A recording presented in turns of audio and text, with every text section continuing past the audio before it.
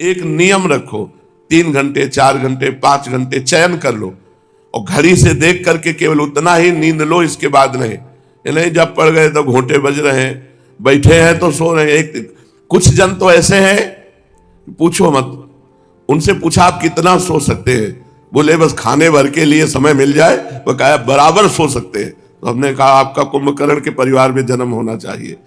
अरे भाई नींद कोई सुख है क्या? समय बर्बाद करना है। जग करके भगवान का चिंतन कर रहे हो तो तुम्हारा समय सार्थक है, अगर सो करके नींद में पूरा समय जा रहा है जीवन बर्बाद। बहुत से जीव ऐसे हैं बिल्कुल जीवन बर्बाद हो रहा है, केवल रुपया कमाना, केवल भोग भोगना, खा पी लेना, भोग भोगना, सो जाना, फिर यही करना, ना कोई राम ना कोई कृष्ण ना कोई हरि ना कोई परलोक की बात ना कोई भजन की बात, केवल पशुवत जीवन। इसलिए भगवान मना कर रहे हैं अधिक सोना भी नहीं।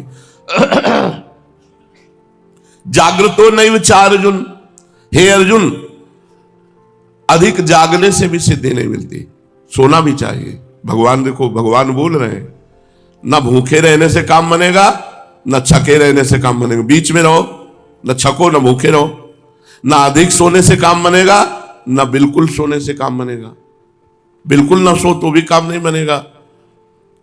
बिल्कुल ना सोने से योग की सिद्धि हो नहीं सकती, क्योंकि आवश्यक नींद ना लेकर अधिक जगने से बैठने पर नींद सताएगी, जिससे वो भजन का अभ्यास नहीं कर सकेगा। सात्विक मनुष्यों को भी कभी सत्संग का, सात्विक गहरी बातों का, भगवान की कथा का, भक्तों के चरित्रों का प्रसंग छिड़ जाता है तो वो सुनते हुए जब रस आनंद आता है तो उनको नींद आ जाती है, परंतु उनका जगना और तरह का होता है। राजसी तामसी वृत्ति वालों का जैसा जगना होता है वैसा जगना सात्विक वृत्ति वालों का नहीं होता। इसलिए कह रहे हैं कि किसी को भी, चाहे सतोगुणी हो चाहे रजोगुणी हो चाहे तमोगुणी हो, एक नियत समय नींद लेना ही चाहिए। ऐसा नहीं कि अब हम सोएंगे ही नहीं तो फिर भजन में सो जाओगे, सत्संग में सो जाओगे, भक्त चरित्र सुनने में सो जाओगे तो विक्षेप पड़ेगा, तो फिर तुम्हारा भजन कैसे चलेगा। एक नियत समय नींद को दो और इसके बाद इससे लड़ो। उचित समय सो जाओ, 10-11 बजे, मान लो 10 बजे सो गए तो 11, 12, 1, 2, 4 घंटे दिन रात्रि में और 1 घंटे या 2 घंटे दिन में आराम कर लो, 6 घंटे हो गए। एक नियत समय होना चाहिए सोने, और सोना जरूर चाहिए। वो तो एक स्थिति ऐसी होती है जिसमें नींद नहीं आती। वो जब स्थिति होती है तो शरीर से परे होता है, वो साधक को त्रिगुणातीत होता है, मायातीत होता है, उस पर वो इनका नींद आदि का प्रभाव नहीं पड़ता। लेकिन जब तक सिद्ध ना हो जाए तब तक भगवान कह रहे हैं योग सिद्धि के लिए सात्विक मनुष्य या राजसिक या तामसिक, इन सबको चाहिए कि नियत समय पर ही सोएं। हर समय नहीं कि खाली बैठे हैं। खाली कैसे बैठे हो? नाम जप करो, वाणी पाठ करो, ठाकुर जी की सेवा करो, कोई कार्य करने लगो, व्यर्थ मत बैठो।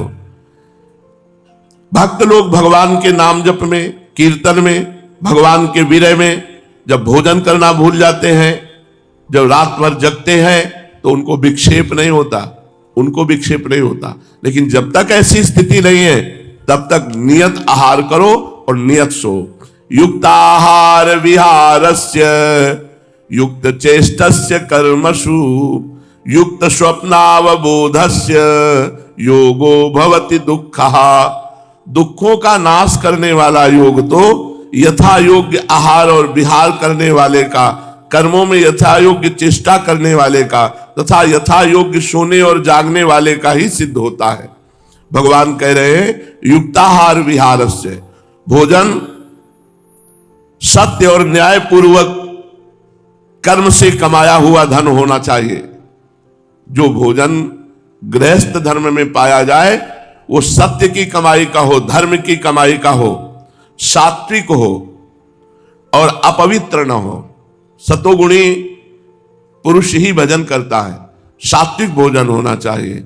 रोटी, दाल, सब्जी, खीर और पकवान भी, ये सब सात्विक के अंतर्गत आते हैं। प्रभु को भोग लगाकर थोड़ा पाओ।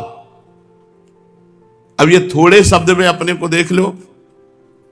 भोजन को सुधारो, भोजन को सुधारो। भोजन सुधर गया तो मन सुधर जाएगा। जैसा खाओ अन्न वैसा बने मन, भोजन सुधारो।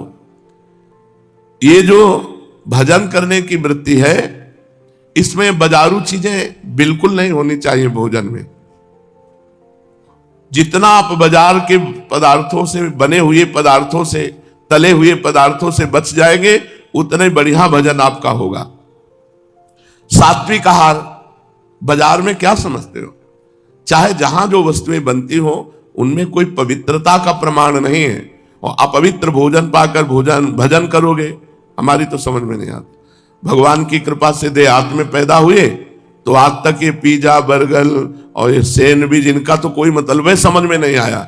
मतलब समझ में आता है 1 किलो माठा और 2-4 रोटी उसमें मिक्स करके बढ़िया खाओ, या तो आधा कटोरी दाल हो गई, 4 रोटी हो गई, और शाम के आधा लीटर दूध हो गया, पर्याप्त हो गया। दाल अच्छी या सब्जी एक अच्छी बन जाए, बस उसी से 2 रोटी 4 रोटी पालो, हो गया। थोड़ा मीठा ले लो, एक कवल मीठा ले लो, जिससे तुम्हारे शरीर की शुगर भी पर्याप्त बनी रहे। अब 1 कवल से तो मतलब नहीं है, अधिक मीठा पाओगे दबा के लड्डू पूड़ी तो फिर भजन नहीं होगा। क्या है, 6 घंटे बाद मल बन गया, चाहे जो कुछ खाओ। ये चीजें तो पानी ही नहीं चाहिए, बाजार की चीजें नहीं पानी चाहिए। तुम्हारे मन को काम क्रोध आदि की तरफ ये प्रेरित करेंगे, इनको मत खाओ, ये जहर है हम भगवत भाव के लिए।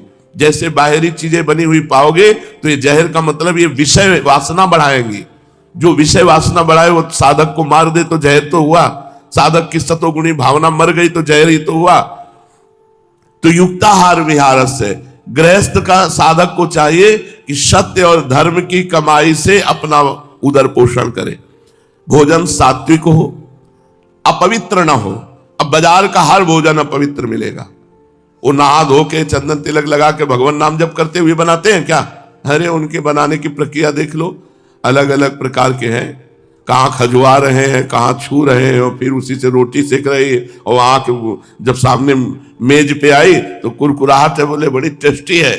उनको मजा भी तभी आता है गंदगी वाला। 5 दिन की उबली हुई दाल रखी, तुरंत फ्राई करके दिया, क्या बात है। और घर में उबाल के खाने में तुम्हारे आचरण ठीक हो जाएंगे, भाव ठीक हो जाएगा, भजन बनेगा। वो नहीं समझ में आता। कितने लोग तो ये बड़ा गर्व मानते हैं कि हम तो हफ्ता 10 दिन में कभी घर में पाते नहीं, होटलों में ही पाते हैं, क्योंकि बुद्धि भ्रष्ट है इसलिए होटलों में पाते हो। होटलों का अच्छा लगना बुद्धि भ्रष्ट होना है। कौन सा आदमी बना रहा है, वो किस वर्ण का है, उसका क्या आचरण है, वो कैसे भाव वाला है, वो सारा प्रभाव उसमें पड़ता है। तभी किसका मन भजन में लगता है, किसका मन भजन में लगता है? प्रपंच में लगता है। बस वही संसार की सोचते रहो। भोजन धर्मशास्त्र की दृष्टि से और आयुर्वेद की दृष्टि से उतना ही किया जाए जितना शरीर को आवश्यक है, जितना सुगमता से पच सके। भोजन शरीर के अनुकूल हो और हल्का हो और खुराक में कम हो। ये बार बार परोसने वाला तो साधक के लिए ठीक नहीं है। साधक को एक बार परोसवाना चाहिए।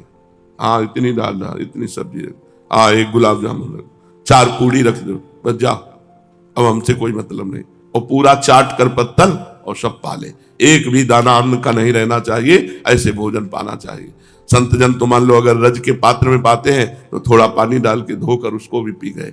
भगवत स्वरूप भगवत प्रसाद है। एक बार पर अब गरम गरम पूड़ी निकलती चली आ रही, पाना है हमें 2 पा गए 10, अब हो गया, बस उसी में टहल रहे हैं। शरीर फूलता चला जा रहा है, फायदा क्या हुआ? क्या हुआ? लकड़ी ज्यादा लगेगी जलाने में, और क्या है। होश में रहो, मरना है। तुम शरीर नहीं हो, तुम भगवान के दिव्य अंश हो। इस शरीर को उतना ही भोजन दो जितने से तुम्हारा भजन बन जाए, तुम्हारी साधना बन जाए। भगवान कह रहे हैं युक्ताहार विहार से, युक्त भोजन करने वाला। और ये ज्यादा घूमने फिरने वालों को भी योग सिद्ध नहीं होता। स्वास्थ्य के लिए जितना हितकर है उतना घूम लिया, थोड़ा व्यायाम कर लिया, योगासन कर लिए, और बस बैठ करके खूब नाम जप किए। ज्यादा घूमना फिरना भी ठीक नहीं। युक्त चेष्टस्य कर्मसु, अपने वर्ण आश्रम के अनुकूल जैसा देश काल परिस्थिति आदि प्राप्त हो जाए उसके अनुसार शरीर निर्वाह के लिए कर्म किए जाए। अपनी शक्ति के अनुसार कुटुंबियों की एवं समाज की हित बुद्धि से सेवा की जाए।